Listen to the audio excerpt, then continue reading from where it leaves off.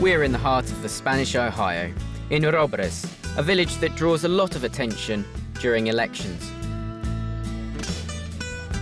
Since the return of democracy, this place has mirrored the national vote in almost every Spanish election. But it's a trend that began to falter in 2015, when the emergence of new parties put an end to the two-party system. But what does it mean to be the Spanish Ohio, and why is it Aragon? We asked one of the authors of the book, Aragon is Our Ohio. To be the Spanish Ohio means to be a region wherein the winner is the same party that wins in the state as a whole. The example of Ohio is used because in the United States since the 60s, the winner in Ohio, in the presidential elections, has always been the same one that has won the elections in the United States as a whole. In Spain, we have our own Ohio, which is Aragon. The reason is simple. Aragon represents a Spain on a smaller scale. We asked the citizens of Robres. I don't know why they say that what happens in Robres, in the elections, happens out there too. The results here in Robres coincided with the national results. As there are so many political parties, it's harder to get it right and to know who voted.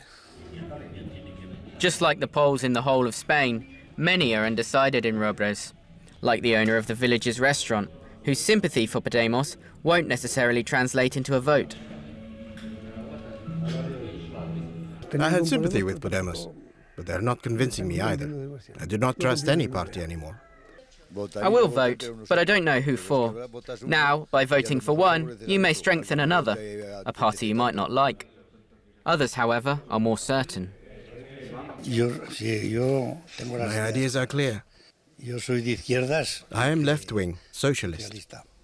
A party that is focused on the political centre. So I'd be talking about Ciudadanos.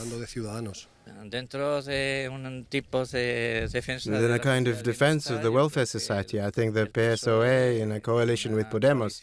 That's clear. There are also those who are clear about who they will not vote for, and those who keep their votes a secret. The important thing is that whoever wins does the job well, right? Sanchez seems to me a man who only tries for himself. I don't think he cares about Spain or people in general. Power is the only thing he's interested in, and he'd make a pact with the devil to continue being in power. We did not find anyone who told us they were going to vote for the Parti Popular, nor did any Vox voters come forward. Although there were those who expressed their opinion on the rise of the ultra-right in Spain. I think they are in some regards against human rights, and I don't want them to come to power. But what about the name, the Spanish Ohio? The Robresenos lived through the media harassment of the last elections. At first it was funny, the mayor tells us, but eventually they got fed up. Well, on the one hand, you say, at least Robres is on the map for something that's not a disaster or a disgrace, and that's not so bad.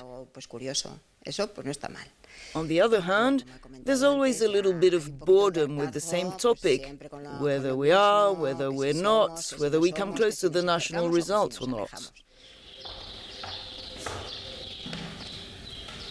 Will the people of Aragon succeed again when they next go to the ballot boxes, and the Robresinos too?